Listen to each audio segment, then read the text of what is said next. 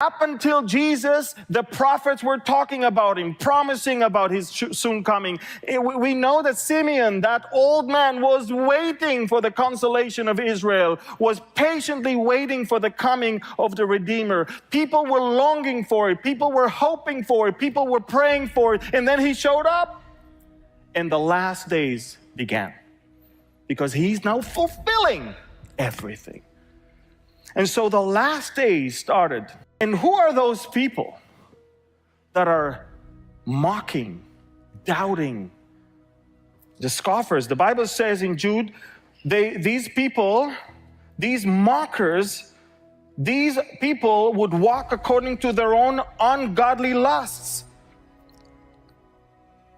1 Peter 2, 1-3, therefore laying aside all malice and all deceit and hypocrisy, envy and all evil speaking, as newborn babes desire the pure milk of the word, that you may grow thereby, if indeed you have tasted that the Lord is gracious. People who never tasted the graciousness of the Lord, they don't even know him probably. They think they do. They don't lay aside the malice. They feed by it. They don't lay aside the deceit. This is their modus operandi. This is the way they operate. They don't even tell you the truth to your face. They're hypocrites. By the way, Hippokrates in the Greek is a mask. I don't know if you know that. In the theater world of those days, the mask that they were using during a show was called Hippokrates. That's why hypocrites are people who are putting on themselves something that they're not. Envy.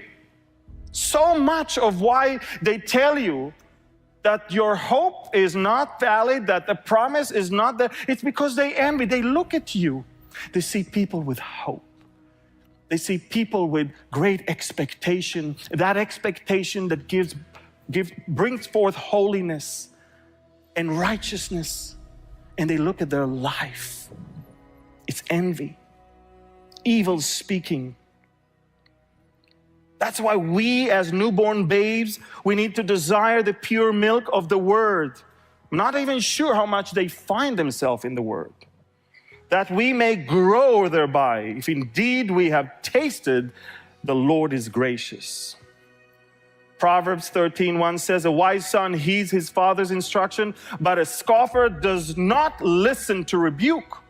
These people, they're not even willing to listen to a rebuke. They know better. They know everything. And what is it that they mock you for? They're saying, where is the promise of his coming? Where is it? Show it to me. I don't believe it. Interesting. They're doubting the coming of Christ to his people.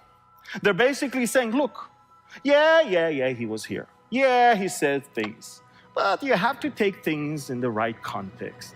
Look, ever since our fathers were here and they died, things are the same. Things are the same for them, maybe. For a newborn, spirit-filled believer, things are not the same. They can never be the same. You saw my testimony. If things were the same, I wouldn't be alive today. They doubt the coming of Christ to his people. They doubt the literal promise. They start speaking in a figurative way. Up until Jesus